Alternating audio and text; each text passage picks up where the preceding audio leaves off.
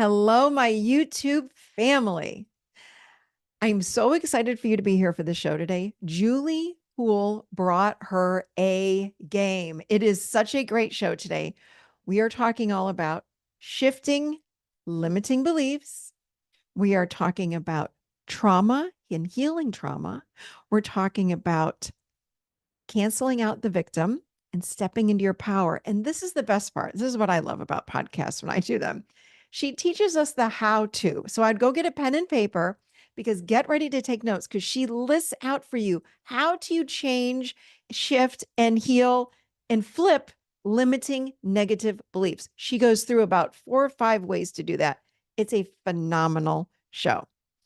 So I just want to remind you, hit subscribe so you don't miss any of the future shows that come out, and also hit the like button as well because it helps other people find this show. But not only this show, I've got new meditations coming out. I've got videos for you guys. There's so much going on that's happening the rest of this year. I don't want you to miss it. So hit that subscribe button. Here's some even more exciting news. If you're someone like me, and I'm going to guess if you're here, then you are someone like me that is wanting to live from your true self. So if you're somebody that is awakening to this true self, part of who we all are, I've got something for you. It's called the Academy of Awakening.com.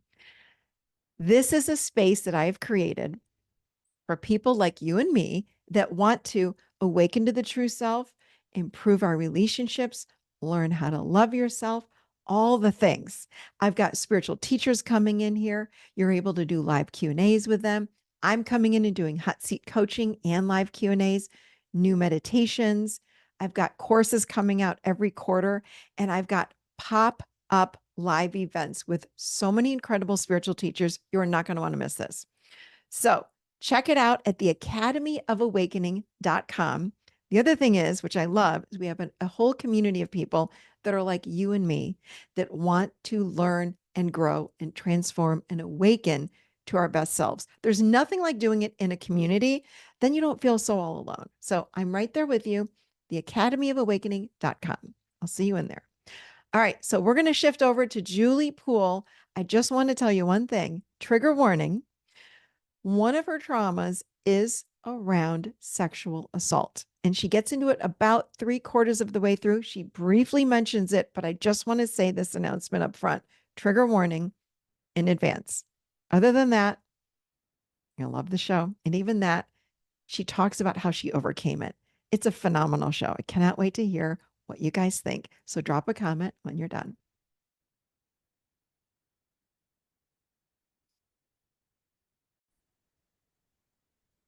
So welcome to the Adult Share podcast, Julie Poole. Oh, thank you so much for having me. It's an absolute honor. I have met you before. It's lovely to see you again, and it's lovely to be here. Thank you. I can't thank you enough. I found you many, many, many months ago online. And then I had a session with you, and I was like, oh my gosh, she's phenomenal. Got your book. Bless From you. Thank hoping to you. having, very excited about this book, From Hoping to Having. We're going to talk all about this today. We're talking about law of attraction. We're talking about trauma. We're talking about raising your vibration, all of it, all of the things. So we got a big show today for everybody. Um, you know what? I'm feeling drawn right now is to let's start out with maybe just like an abbreviated version of your story of how you became who you are today, because I know you Okay. offer so many incredible things. But how did you get here? Well, like you, we're all born spiritually awake. We are. All the children, just have that instinctive knowing. And a lot of us close it down. And I didn't. I always stayed open. I stayed awake. But I had 2 out-of-body experiences, if you like, massive trauma-based reactions, which, psychology will say is because, you're disassociating yourself from the trauma, so you remove yourself from it. Spiritually, I would say on a soul level, it's too much for the soul. So you just kind of check out for a minute, get out of the body where the trauma is happening. Mhm. And they strengthened my spiritual muscle, if you like, even more, and my spiritual understanding.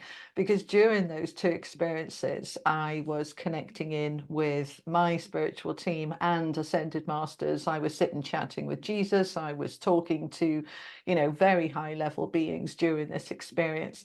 And they were explaining a lot to me. They were teaching me, and they taught me for the next, well, they're still teaching me, but they taught me really strongly from about the age of 8 up until about 40 odd. And by then I was kind of seen by a lot of people as somewhat of an expert. I don't know about that. I think that's always a little bit arrogant, but I knew a lot by then, if you like. Okay. And then I retrained and became a hypnotherapist and counselor and Reiki master teacher and all sorts of other things. And I put the whole lot together. And for 24 years, I've worked with thousands and thousands of people, helping them to heal their trauma. But going back to my own story, I had to heal me first. I Yeah. had to find my own sense of power and empowerment, and I had to find the elusive safety. For anybody who's been through trauma, we run on a program of danger radar, danger alert, and that affects relationships and connections. It affects commitments. We will run, we're avoidance, there's all of these kind of things. And also, I had physical symptoms from the trauma, a lot of physical symptoms, and psychological ones. And I had to heal all those first.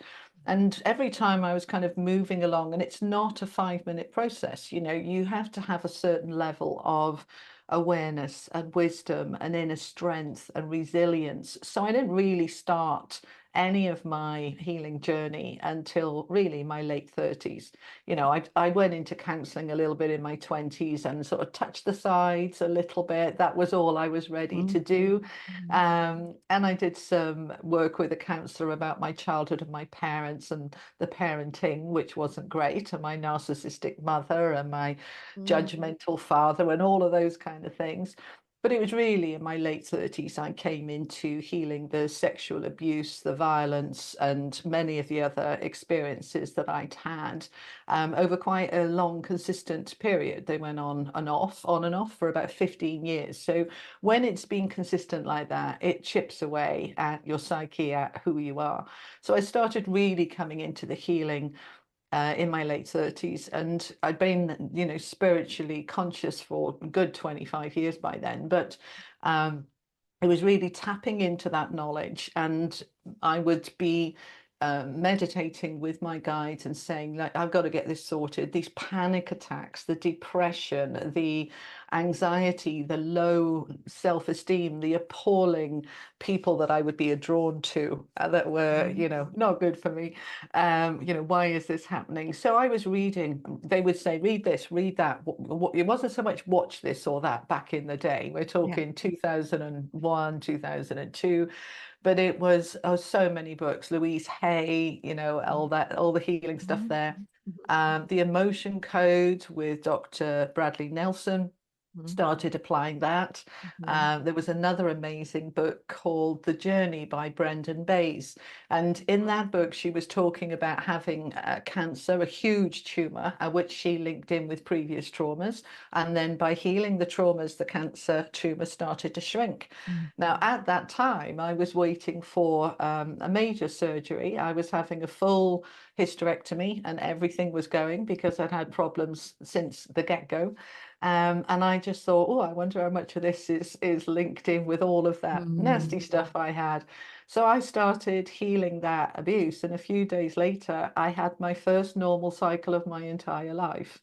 And I just like, is this what it's like for normal people? Is this like what a normal menstrual cycle is? Because I'd never had one. And I was actually able to cancel that operation because of the healing that I did. And they had tried, medical people had tried about 5 different procedures on me. Nothing had worked. And they said, all that's left is hysterectomy. So that's what we were doing.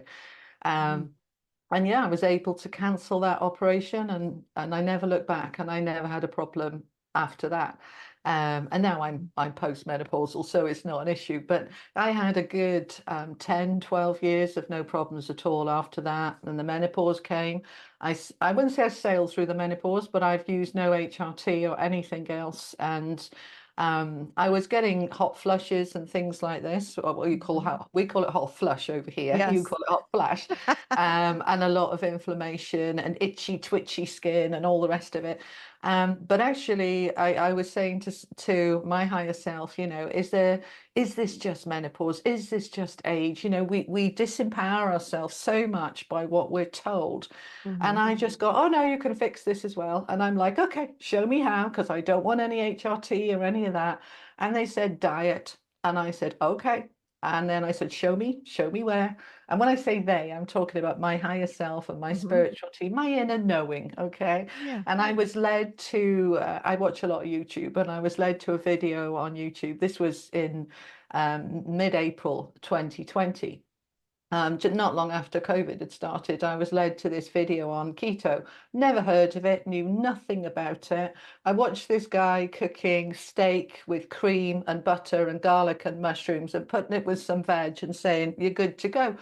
And I was no, you're kidding me. I was brought up in that whole era of low fat and, you mustn't have this. And he was putting everything that I was, for 40 years worth of brainwashing with the health that you can't have. And he said, this will fix you. So I watched more because my instinct was saying, this is right. So, I mean, I'm not saying this is going to work for everybody, but it worked for me Mhm. because within a week, my hot flushes had gone, my itchy, twitchy skin had gone. 90% of my symptoms had gone within a week. My cravings for sugar had gone, everything had settled down. And Mm. within 3 weeks, the whole thing was fixed. And the 50 pounds that I put on over 4 years, which, sort of £10 a year after Mhm. the cycles had stopped, it just started falling away. And within 4 months, I'd lost 50 pounds. My health was back from using keto, low carb, low sugar, natural food, one ingredient food, and intermittent fasting. Wow.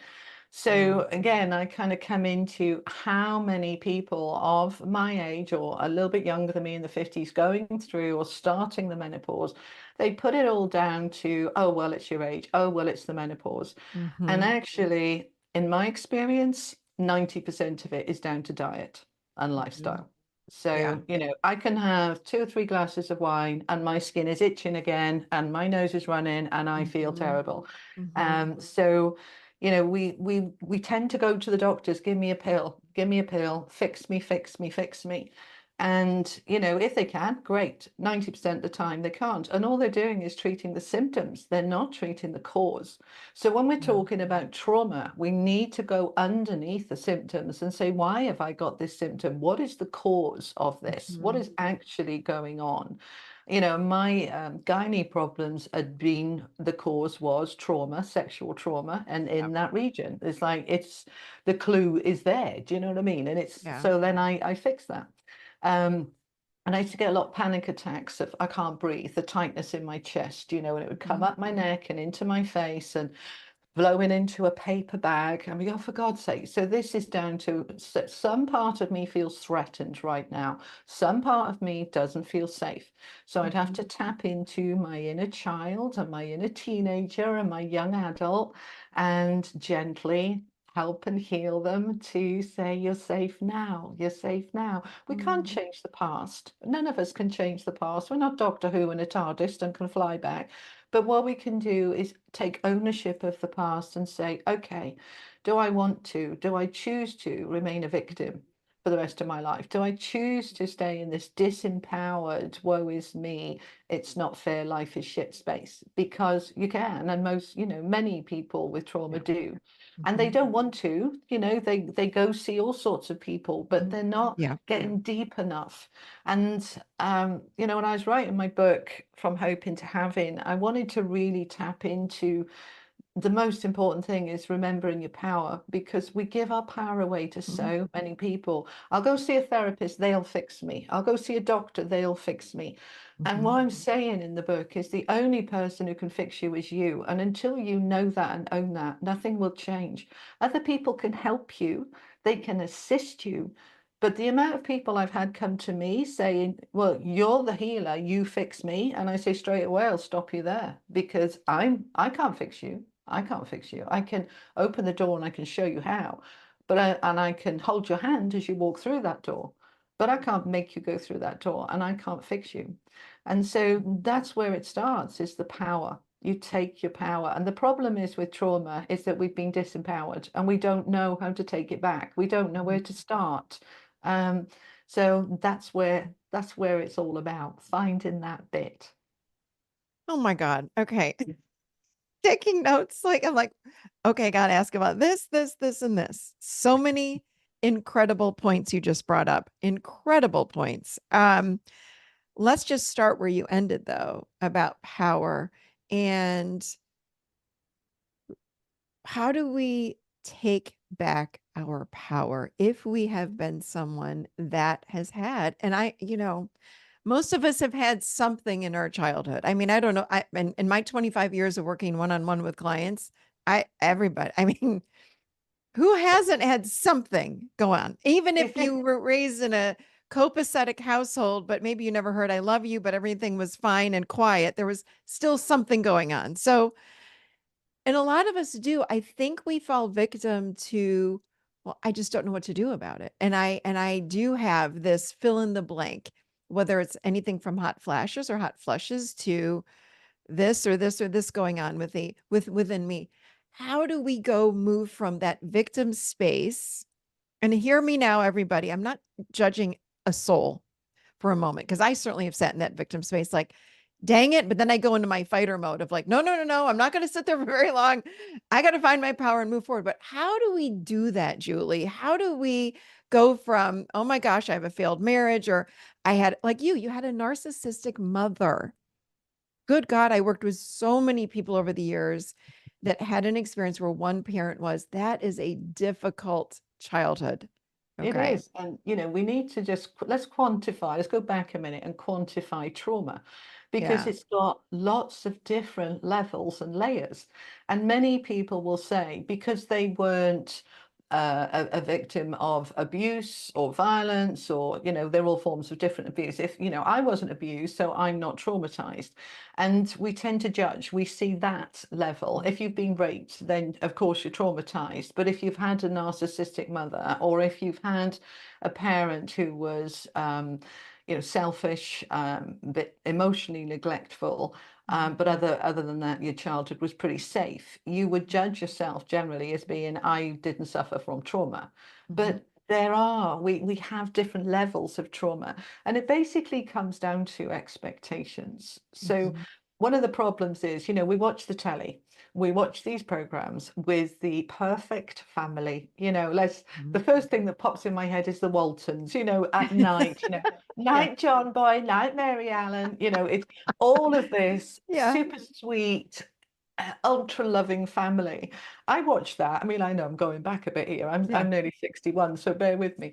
But I used to watch those families and think that's what a normal family was. That's a proper family. Not Mhm. like my family that argued and fought, and parents that divorced, and my mother then was drinking herself to death because she couldn't cope with the fact my father was gone. And then Mhm. my father, who was a complete workaholic. My family didn't fit that narrative. And so I thought I was the odd one out. What's wrong with me? And when I went to school in the very early 70s, I think at that time I was the only child in the whole year that was from divorced parents. Whereas Mhm. now it's 1 in 2. It's like, oh, well, everybody does it, don't worry about it. So it's all about that expectation, and that in itself disempowers. Because if we have this expectation of my childhood wasn't normal, it's like, well, let's just define normal, because I don't think there is any such thing as normal. I think every parent has their strengths and weaknesses, including myself as a parent. God knows I've damaged my children, and they tell me often. And so our only hope is that each generation we do a little better than the generation before. And if we're really awakened and we can really take responsibility and ownership, we can change a lot. So I learned how not to do it from my parents. and so I overcompensated with my own children and probably went a bit too far. That my parents, for example, were never at any sports day or any kind of, parents' evening. I never missed one. I had three children over 17-year space, which meant that basically I was back and forth to school for 34 years. And I did not miss a single parents' evening or a sports day or a play or a nativity play. Oh my God, how many nativity plays did I go to with a baby Jesus? I was so ready to never ever go to another one ever again. But we do this. It's all part of that, trying to better our parents, try to Right. be better than our parents. And Yeah. that's all we can do. So let's remove the normal. Let's start there. And then let's also accept there's different levels of trauma. There's different levels of sensitivities. What one person might find traumatic, another person it'd be water off a duck's back. It's all about our levels and layers. So start with just accepting who you are, as you are, exactly, your authentic self. And then own. If I feel a victim, let's own it. I feel a victim. If I feel disempowered, let's own it. And Hmm. then let's say, so how can I change it? And how do we change it? It's all about the beliefs. It's absolutely all about the beliefs. When the belief says I'm not safe, when the belief says I'm not good enough, when the belief says, woe is me, it's not fair, that is where you're coming from. So we need to change the beliefs. And it doesn't matter how much you work on one. I've just finished writing the sequel to this book. I'll be publishing it in September. And I Mm. was explaining in that once I discovered the law of attraction, I spent the next 15 years being able to manifest just about everything I wanted, except for money. I couldn't seem to Mm. manifest the money. And I'm a hypnotherapist. I know the way the mind works. I know the Mhm. subconscious, and I've got a degree in psychology and sociology as well. I'm like, what am I doing wrong? If I want a house, I can manifest. I want a dog. I want a friend. I can money. No, what's going on? So I had to go into those beliefs and find them. And I found them. I found these echoes from the past. We can't afford it and struggle and lack. And I realized I was programmed to struggle and lack. So Mhm. I turned that around, and within a year, my income quadrupled. And the following year, it increased again, and money started flowing. And that's what I've put into the new book. So whatever area of life it is, whether it's money or whether it's a sense of success and purpose and happiness and relationships, it's about finding those beliefs. But that's the second stage. The first stage is your power, because without your power, you can't find those beliefs. You have to start with there, which is why in my book, the first one there that we're talking about, I put it into three sections: remember, reset, receive. Remember is all about your power.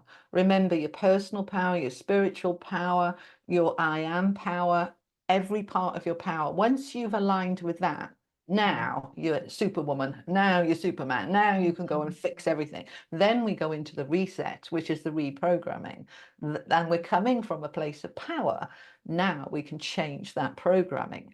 And then we step into the third part, which is the receive. Now I can have the lovely relationships, the great connections, the great job. Now I can have abundance and health and in all Mm. its forms. So that's basically the way it was.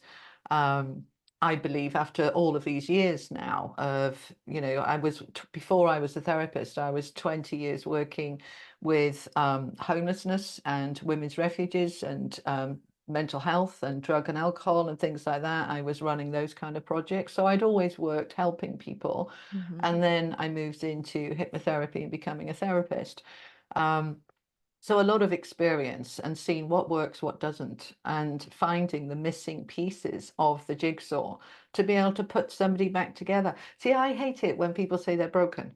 But we do feel broken. We often do feel very broken. Yep. But when you find the missing pieces, you can start, and I think, yeah, they're just saying that there are missing pieces. Parts of you get left behind in your trauma. Yeah. Mhm. So Yeah. little me is part of my soul essence, my power is left behind in that damaged little me, that broken little me. Mhm. Grown up me doesn't feel broken. Grown up me feels fine. But grown up me's missing a few pieces. And we need to go and find those pieces and bring them back in. And then we start to feel that wholeness, because that was a word that I didn't really understand, to feel whole and complete in who I am. I always felt there was missing pieces. And it's really been, I would say, probably in the last 10 years that I've really started to feel whole, and more so in the last 5 or 6 years. Mm. Everything clicked into place very strongly. And now I've got no doubt I'm whole and complete in who I am. But it took me a hell of a long time to get there. Yeah. And so, our job, me and you, in people like us, is to help people have a shortcut. I don't Yes. want it to, I was probably 55 before I fell in love with life. I tolerated it. I put up with it. For Hmm. 20 years, I hated it. We had a very bad relationship, me and life, for a long time. And Hmm. then we kind of had a truce and a kind of, we're all right. But really, it was only at about 55 that I thought, you know what, I love life. I really do. Hmm. And that was a shift for me because I'd never loved life before. So Hmm. if we can help people shave off 30 years of that journey, get there a bit quicker, fall in love with life now, then God, when you fall in love with life, it falls in love with you. And everything gets better and easier and more enjoyable and more fulfilling. And that's what it's about. And we're living from the heart. When we're in love with life and we're in love with ourselves, we're living from the heart. Now we're talking. Now we're living our best life. And Hmm. that's what we're doing. Beautiful. What would you say to somebody that is listening and they're thinking, I don't even know what empowered feels like. How do I claim my power if I've never even felt empowered? If I've always felt like I'm trying to make things work, or, I'm just surviving kind of feeling. What does empowered feel like? It's a wonderful question, and so many people have exactly the same issues, whether we're talking about empowerment Mhm. or self-love or self-esteem or self-worth. Oh yeah, we know the words. Yeah. What do they mean and how do I get them? Yeah. I don't know. And so we have to actually say, okay, well, these are the steps that somebody self-loving would take. This is what somebody who was in love with themselves would do. And then you Hmm. give them a list, which is what I put in the book, and you look at that list and you say, oh, I don't do that. Oh, no, I don't do that either. Oh, I don't do that either. All right, now I can say, okay, now I've got a bit of a formula here, haven't I? I can fill in the missing pieces and say, right, that's what I need to start doing. So empowerment, there's so many different parts of it. So we'd say, okay, how are your boundaries? How is your need for approval? Hmm. How is your commitments and your responsibilities? And you'd say, well, what's that got to do with empowerment? Everything. Because if you can't say no, then you're disempowered. Somebody asks you to do something you don't want to do. Hmm. Somebody says, oh, can you mind my kids? Or can you help me with this? And you're up to your eyes and you don't want to do it, but you don't know how to say no because you can't, you have no power. Then you are living a life that is disempowered. So it's understanding all those different elements. So it's standing up for yourself, it's protecting yourself, it's self-love. Because when you love yourself enough to say no, then you are in your power. So when Hmm. somebody asks you to do something and it feels right, it feels good, your inner voice says, I want to do this. And that's why it feels good to do it. You look Hmm. forward to it. I'm going down there to help my friend because she needs help and I'm looking forward to it. So there's all your signals there. You're doing this from a place of power. But when you say yes, when you actually want to say no, but you don't know how to say no, you're not protecting yourself. You're Hmm. not protecting your time. You're not committing to you. You're putting the other person's needs before your own. Hmm. All of that is disempowering. And it comes from that need for approval and boundaries and all the rest of it, which is why in my book I go through a chapter on each of these areas. It's like without one of those missing pieces, it doesn't kind of quite fit and gel. Right. We've got to fix all those different things first. So how are your boundaries? How are you with other people's influence? That's another thing, that you'll have an idea and you'll think, I'm passionate about this, I'm excited about this. And then you tell somebody and they'll say, oh, what do you want to do that for? That sounds bonkers. I Mm. can't see that working. And straight away your bubble's being burst and you talk yourself out of doing that thing because somebody's influenced you. So you've allowed them the power over you. Right.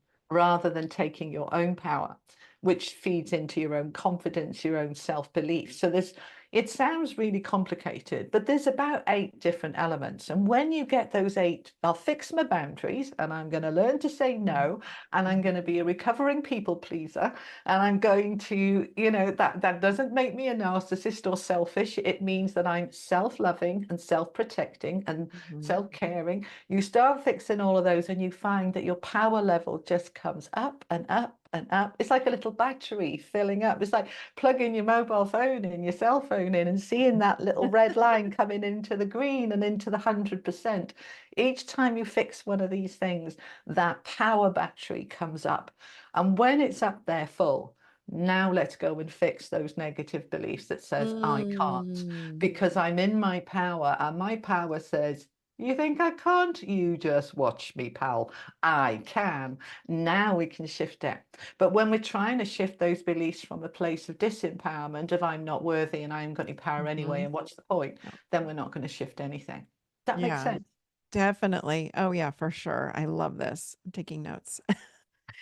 So let's say I've got my power. I'm on the journey, let's say, because I mean, I feel like we can always become more and more empowered, Oh, over absolutely. time. Yeah. It's not like we Yeah. reach an end point.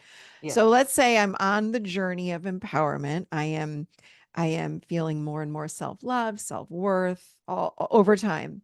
Um, Now it's time to shift beliefs. Yeah. What would be, and of course, get the book, but can you give us anything at all to help me to start today? Like, what do I need to start doing to Okay. shift my beliefs? Give me some So ideas. you might start with, let's say you write down a goal, and the goal is, let's think of an example. I want to get a better job. Okay, that's the goal. Write that down. And then you would write down, so why can't I? What's stopping me? And then write the answers down. Now, it can feel a bit brutal, but we have to know ourselves. We need to know what's in the way. So you might be, let's say there's a belief of I'm not good enough. Mhm, Then you would write that down. I don't feel good enough. Okay. mhm, And then you might then question that. So I'm just thinking the way that I phrase it. Um, let's say you write down, I want the job, right? Okay, so what's stopping you getting it? Oh, well, my partner might not like it, my husband or wife, mhm. because I won't be available to them as much, or I'd be more Yeah. tired, I'm and not I'm qualified. I don't have enough years experience. yeah, yeah, There are people how here's a good one. There are people out there that have more experience and more education than I have. yeah. There's So a whole therefore, lot. Yeah, yeah, yeah. so many things people would say. So what we do is we write down all of those beliefs. Now, those are beliefs that block you. They're blocking you from that thing you want to do, Yeah. which is to get the job. So first of all, we need to recognize all the blocks. And then we look at them. Doesn't matter if there's 3 or if there's 300, just write them all down and really own them and say, yeah, there is part of me that believes that. And now we then look at each of those and examine it a bit more deeply and Mhm, say, okay, well, when was that belief? Let's say the belief was I'm not qualified. Okay, so you look at that and say, do I actually need to be qualified for that job? All right, so we're questioning that belief. And if I do need a qualification for that job and it's absolute, then that particular job is out of my reach at the moment. It mhm, doesn't have to be out of reach forever. Maybe I could do an online course and get that qualification and then go and get it. So then I would question, do I believe I could get that qualification online? Do I believe I can afford it? And if, oh, I can afford that, that's not going to work. We come up with all of these, what I call blocks. All right. So they're mhm. Yep. negative beliefs that are blocking what you want. So first of all, we need to acknowledge them all, and then we go and chat with them and understand them. And we Mhm, start to realize that a lot of these beliefs, these blocks, were years ago, decades ago. A mhm, lot of them were never true in the first place. A lot of them used to be true and are no longer true. They're outdated. A mhm, lot of them are not even ours. They were my father's beliefs or my mhm, mother's beliefs or my, society's beliefs. How much of these beliefs are actually mine? And mhm. why are they still relevant today in 2024? And is that belief actually serving me? What you're doing by these questioning is that you're not beating these beliefs up. It's not the belief's fault that it's there. Don't have a go at it. We need to just kind of acknowledge it without judgment and say, oh, okay, I believe that.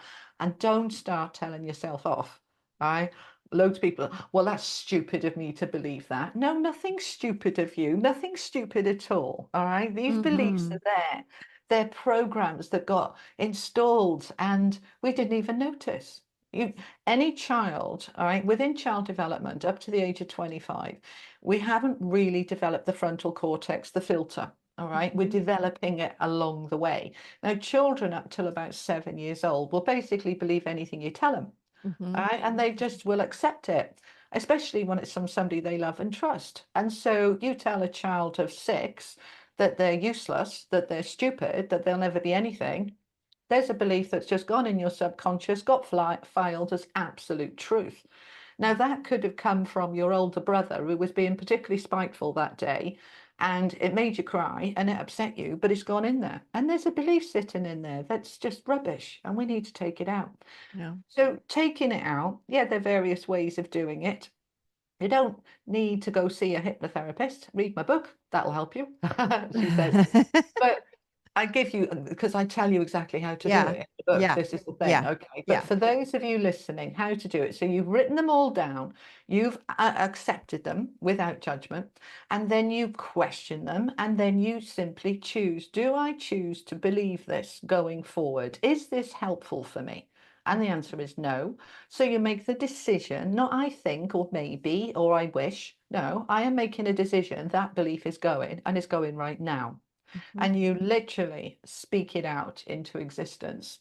There's different ways you can do it. So, simply by saying, I am, if the belief was I'm not good enough, you just go, I cancel, delete. I am, that's done. That's so done.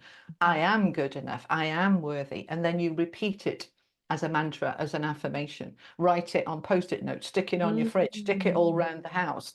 Keep reaffirming it. Stick it on your computer. Stick it on your screen. Every time you come to your screen, you see that little post-it note saying, Julie, you are amazing and I love you and I'm so proud of you. That's how we start overcoming those. There's various other methods that we can use. The blackboard is one that I've used a lot. Visualize writing up all these beliefs on a blackboard, then visualize rubbing them all out with an eraser and then writing up new ones. That gives you a fresh slate, a clean slate. Mhm. There's another method I use by what I call exposure therapy. So exposure therapy is when we expose ourselves to something so much that it loses all its power. It loses all importance. Okay. So you Mhm. would take a belief of, say, um, excuse me, take a belief of, say, I will never be anything. Okay. Mhm. And you repeat it. You put your dominant hand on your heart. Okay, with the intention, I am clearing that belief. That's got to go. Okay, and then you set a timer. I use my smart speaker, set a timer for 30 seconds, and then I repeat it out loud for 30 seconds over and over and over and over and over and over and over and over until it no longer feels true to you.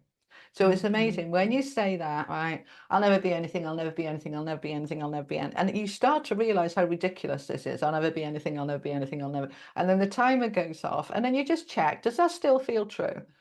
A little bit. Okay, go again. Another 30 seconds, right? It Uh-huh. didn't feel as true as it did 30 seconds ago, but it still feels a little bit true. You go again, and you just keep repeating it. And you can change the words around as long as the underlying belief is the same.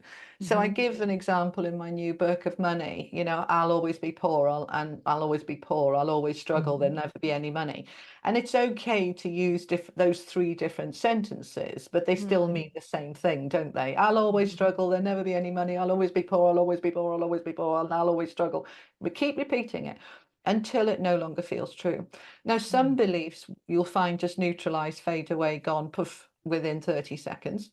If it still feels true, go again, go again. There was one Mhm. particular belief I had that took me about 5 days. I had to keep coming back to it. All right. And each time it felt a little less true than it did yesterday, but it still felt a little bit true. And you just keep going until it feels complete nonsense, until it feels complete rubbish. And then it is rubbish. And then you replace it with a positive one. So Oof. in my new book, I've listed 6 different methods and shown you exactly how to use each method. But there's a couple for you to be going on with. All Oh, right. I In the original, From Hoping to Having, there's a lot of information in there too. I mainly in that one use the filing cabinet method, which is the one I use most of the time as a hypnotherapist, which is to imagine your subconscious, which is where your beliefs live, Mhm. as an archive filing cabinet room, and that in those drawers are every thought and belief you've ever had over all time. And Mm. you're going to pretend you're Harry Potter or Mickey Mouse, depending on how old you are. You're going to magic out the remember Mickey Mouse with the Sorcerer's Apprentice? Yeah, you Yes. could do that one, or Harry Potter, any magic, right? Visualize that you are the commander. You're commanding those drawers to open, and out of the drawers, you are commanding out all negative beliefs that no longer serve you. All right.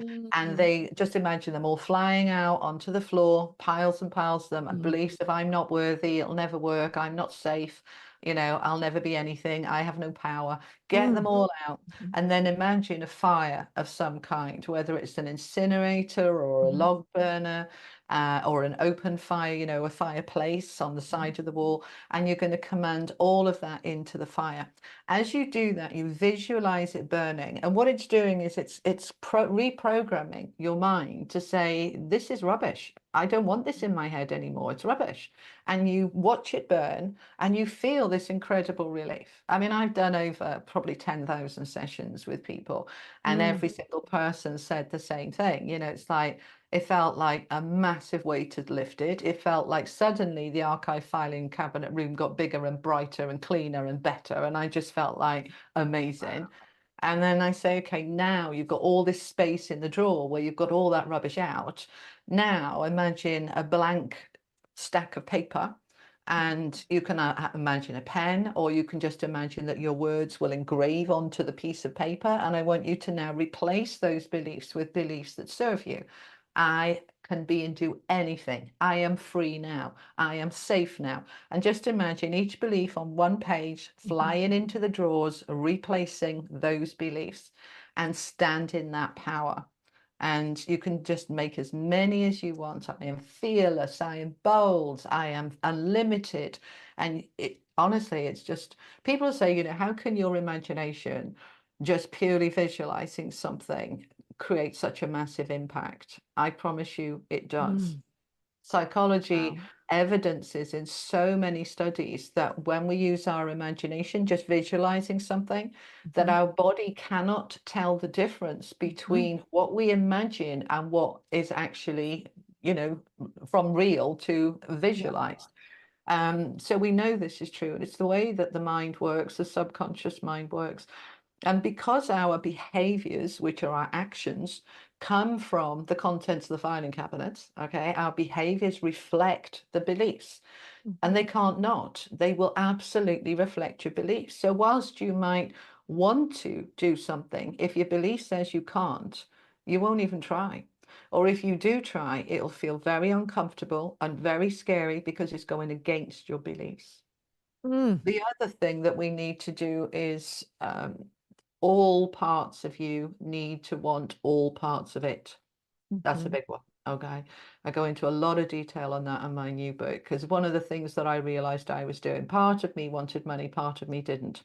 Mhm. Part of me wanted success, part of me didn't, because there was a lot of beliefs that success was bad Mm. or dangerous, and that big money was bad or dangerous. So I was limiting through that. So we need to, all of us want all of it.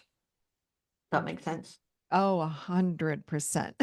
So it's like with Yeah. power, if you were to say, well, I'd like a little bit of power, but I don't want too much power, Yes. you're immediately stuffed. You can't control the Yeah. amount of power. You are either in your power or you're not. And the Yeah. problem is we've got a lot of negative beliefs about in power. Yeah. We believe power is dangerous. We have seen people abuse their power, so we've Yeah. associated abuse with power. And they are two very separate things. They are not the same thing at all. Mm. Mm. Power coming from a loving heart, coming from a confident, safe, secure person is a wonderful, beautiful thing. Power coming from an insecure person It's a Mhm. dangerous thing. They will abuse their power because of their insecurity. But we need to disassociate power and abuse. Power is power. You look at a 2-year-old in their power when they're having a tantrum. All right. Yes, so true. We own our power when we're children, and then slowly it's chipped away. Mhm. Slowly it's don't listen to yourself, listen to me. But my inner guidance is telling me that this isn't right, and you're telling me it is, and now I don't know what Mhm. to believe or who to believe. It's taught out of us, it's trained out of us to listen to our gut, to our inner feelings, our inner Mhm. knowing, to follow our heart, to follow what's right for us. Now, I'm not suggesting we turn into narcissists. This is not about being selfish, but we have been taught to put others' needs first and us last. And Yeah. that is incorrect. That is not the way that we should be living. That is not a spiritual way. That is not the truth of the heart. We Mhm. know when it's right to give and put somebody else first, and when it's right to put ourselves first. And we need to be able to discern between the two. So, this Mhm. blanket belief that we've been ingrained, nearly all of us, for Yeah. generations, it comes from religious teachings of Yeah. love thy neighbor. Jesus didn't say love thy neighbor first, he said love thy neighbor. We've misinterpreted this. Yeah. Right. Love your neighbor. Yeah. But not at your detriment, not to your detriment. Mhm. Yeah, so we help, but not to your detriment. We care, but not to your detriment. So when we get the balance back, then we start to embrace our power. So many people, that's such a good point. So many people that I worked with when I lived in Nashville had a very difficult time. We talked a lot about putting ourselves first. I worked with a lot of people that were codependent. Um, that was my thing. And putting ourselves first, I can't tell you the number of people that said to me, but that's wrong. I feel guilty. That's not Christian. That is not what God would want me. I mean, all of these things would come out of people, and these were people that were exhausted. They were, couldn't even think straight from exhaustion. I'm like, well, you're putting everyone first before yourself. No, but that's how it's supposed to be. I can't put myself first. That's not the way. So, Yeah. There was oof. quite a big reaction to one particular statement in my book, From Hoping to Having, where there was 3 chapters on responsibilities, commitments, and approval. And I said the only approval any adult needs is their own. Mhm. And that really struck a chord with a lot of people. But the Yeah. one that triggered a lot of people was when I said, you are not responsible for anybody other than yourself, except for children, your own Yes. children. Because your children need you to be responsible for them Mhm. until they are adults and they can be responsible for themselves. Yeah. But apart from that, you're not responsible for your elderly parents. You're No. not responsible for the rest of your family. You're not responsible for fixing their woes or their ills or giving up your own life and being the sacrificial lamb for everybody else. That is not the way to Mm-mm. live. It's not spiritual and it's not Christian.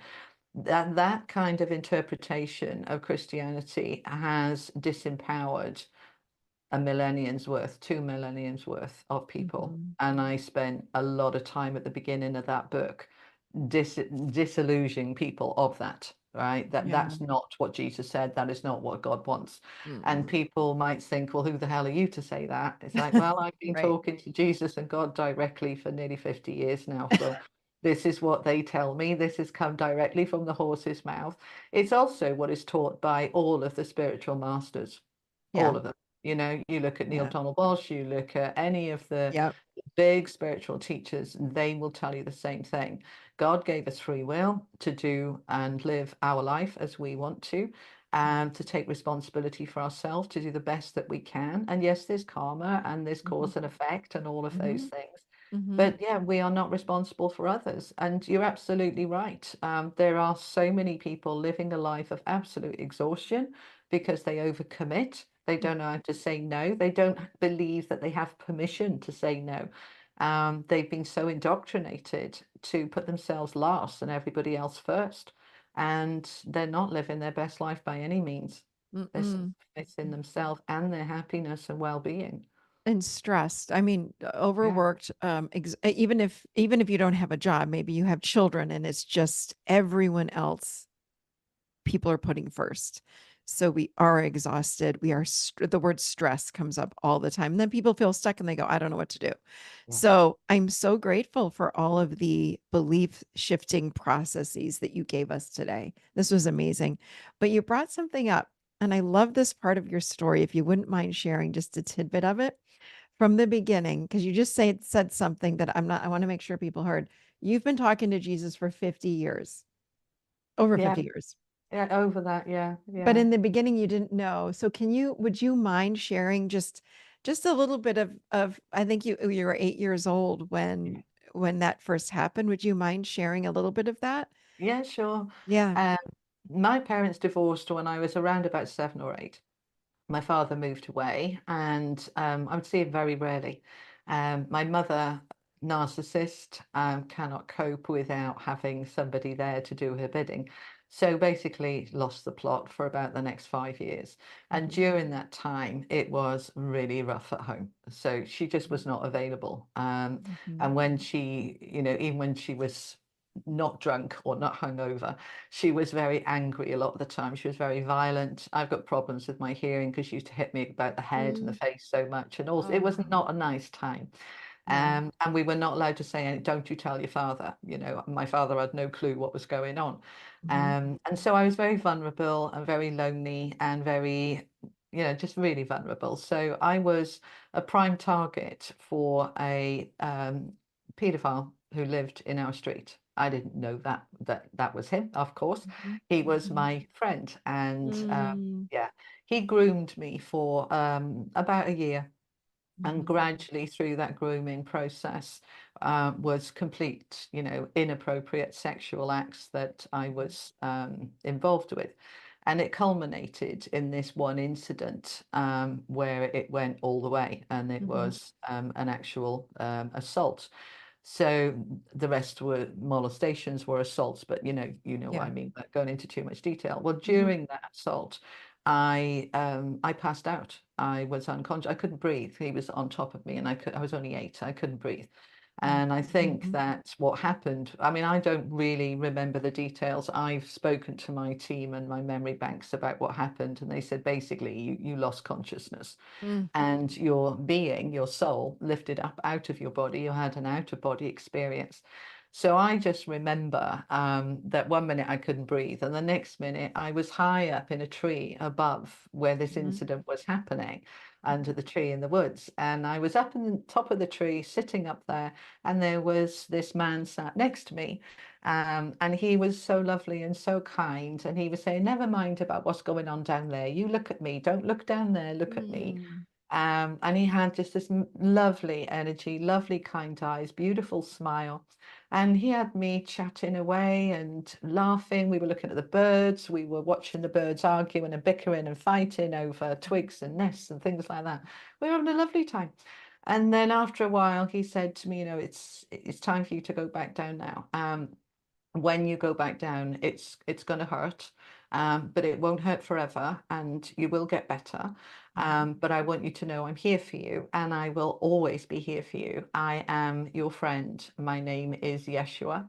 And I said, oh, okay. He said, you might know me as Jesus. And I said, oh, I've heard of you. I know who you are. I've read stories about you. We do that in school. We do bits in school. I've never been to church other than somebody's wedding. We were not mhm, a churchgoer family. mhm, But this was my new best friend. And after that, he started appearing, especially at night on my bed. We'd sit, we'd talk. My mm, grandmother used to gave me some books on Jesus, and whenever I opened the book, he would sit there and he would talk to me. And then I started going to church, Sunday school on my own. I used to steal money out my mother's purse so I could. Well, the first time I went to church, I didn't know about collection. I didn't know anything about it, and I was sat there and they were passing this bag around to people putting money in it, and I didn't have any money, and I felt so embarrassed. And yeah, I must have been about 8.5, 9, or something like that. So the next time I went to church, my mother was passed out. I took some threepence out of her purse and went to church and put it in the collection and snuck on to church. She thought I was out playing my friends, to go and talk to my friend Jesus. oh, And that wow. carried on. And I still chat with him now and again. And sometimes I channel him, sometimes information comes through. But Mm, for those next probably 15 years, he taught me directly. You know, I read that Bible about 10 times, back to front and inside out. And he would say to me, no, I didn't say that. I did say that. And no, I didn't Wow. say that. And what I meant by that was this, but they've twisted it. Like things like I just said about Jesus said, love thy neighbor. And he said, yeah, I did say that. You know, we're all loving. We need to love each other. We need to see that we are one. And that he was teaching me about oneness back in the day. This is in the 70s. Now, oneness is becoming very more apparent now. People talking Yeah. about oneness, that we are Yeah. all one.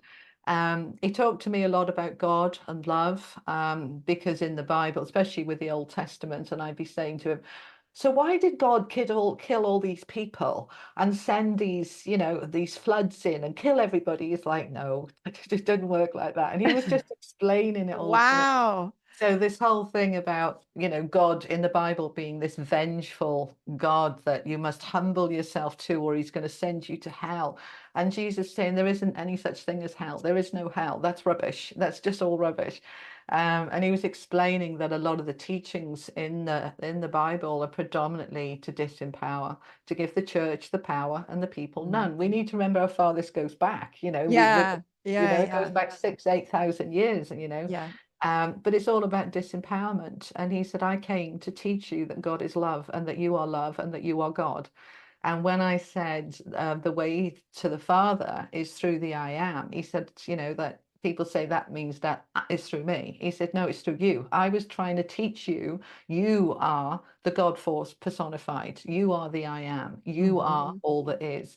Hmm. So this is what I teach. And you know, nobody else was teaching this until I read Conversations with God, and I cried Yes. because I thought, Yes. oh my God, this is what Jesus has been saying to me.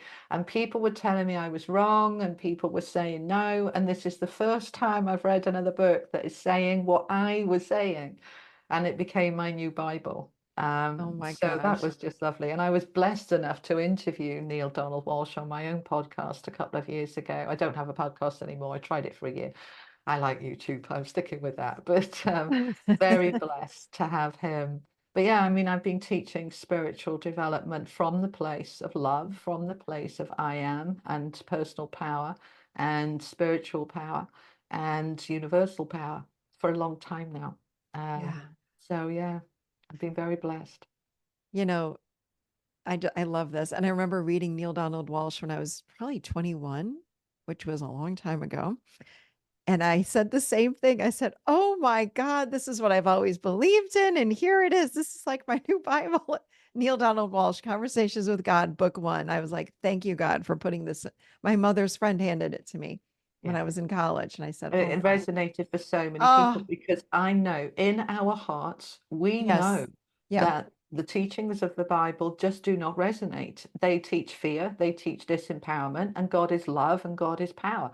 So why would it didn't make sense? But when Neil Donald Walsh wrote Conversations with God, book one, it was on the New York Times bestseller list for 2.5 years at number one for two Yeah. and a half years. So millions and millions of copies. So, you know, there's Yeah. not just me and you this resonated with, you know, it's like we want to say to people, wake up. There is God, there is the universe, there is Jesus, there is love. But it's anything that teaches you fear is not coming from God. It's coming from man. Anything that's Yes. teaching you to be less than, to be in fear of, to reduce yourself is not coming from God. You are Mhm. God. That's who you are. Each one Mhm. of us is God personified. And Mhm. until we know that and step into it, how can we truly find our power? We can Mhm. find our personal power, but if we can add our spiritual power to that personal power, now you're cooking on gas. Unstoppable. Yeah, That's the word. Oof. yeah. Wow. Oh my goodness. I have s- 2 pages of questions. I'm like, wait, we need a 4-hour show. I'm wondering about you coming back and maybe into we have the Academy of Awakening, which is our community. And I'm wondering about maybe inviting you in there to do a discussion about definitely your new book and to continue this is Yeah, what sure. We can always do a part two. I'm happy with that. I'm That's definitely fine. feeling a part two. We're going to do it right in the Academy. Okay. So Yeah, I'm excited. Julie Poole, this was incredible. Thank you so much. Where would people find you? You can find me on my website, juliepoolonline.com. It's Poole with an E, Mhm. juliepoolonline.com. And you'll also find me on YouTube as Julie Poole. I have two channels. One is a law of attraction channel that I just started a few months ago. That's called Manifesting 101 with Julie Poole. Mhm. And my main channel is tarot. It used to be a bit of everything, but I separated them out now. So my Mhm. main channel is Tarot Guidance, where I do regular readings for people to give them guidance on the energies that they can tap into and give them some tools to be able to navigate through life through the next few weeks. And I was blessed actually just a few days ago that we just turned over the 200,000 subscribers, which was amazing. So we had a bit of a celebration on the weekend about that. But yeah, that channel helps a lot of people. And when I read the comments on there, a lot of people will say, tarot is nonsense, but tarot is an art form. And when you are intuitive and you can use the energy that's there to help guide people, a lot of the comments are saying, this has got me through a really difficult time. Thank you. And that's what it's about. Or this has uplifted me and given me some direction. And I was thinking about doing this, but I wasn't sure. And now I do feel sure. And I want those sort of messages to help empower people, not tell them what Mhm. to do, not spoon feed them, but empower Right. them. So yeah, that's where you can find me. I have to say, I love your tarot readings on YouTube that you do every month. What's incredible to me is how accurate. So I'm a Scorpio, so I'm like, oh, the Scorpio's out. Here we go. Let me hear what she has to say. And they're only what 20 minutes or so. I mean, Yeah. they're not too long, but they're so accurate. Like, how can it be that all of us Scorpios or Leo, whatever you are, it's so accurate and you give so much great information for free. So thank you for that. Um, everything I hear you say, I go, oh yeah, that's I was wondering about that. And you just said this. How is it so accurate for all of us that are whatever our sign is? Like it's just crazy to me. Well, I try to give two or three different scenarios because Yeah. there's, on average, 20,000 people will watch a Scorpio video and it's not going to fit for 20,000 people. So Right. I will try to tap into different scenarios that it could be. It's Mhm. more about the energy underneath it, about Yeah. the way you're feeling and what you can tap into. But yeah, by giving different scenarios, saying, so it could be this in this situation, or if you're in that situation, it would be that. Apply it to your own circumstances. And I always say, take the bits that resonate, leave the rest, because it's not a personal one-to-one reading. If I'm doing a Yeah. personal reading, even then, Yeah. no personal reading is 100% accurate. A Mhm. really good psychic will get up there over 90% accurate. And most of my readings are, 95% accurate on a Yeah. one-to-one level. But True. when we're doing a collective reading for all Scorpios, it's not going to resonate all of it for all people, but Mhm. mostly, yeah, Oh it's yeah. yeah. It's spot 95% on. of comments will say spot on. You read in my life? Are you fly on my wall?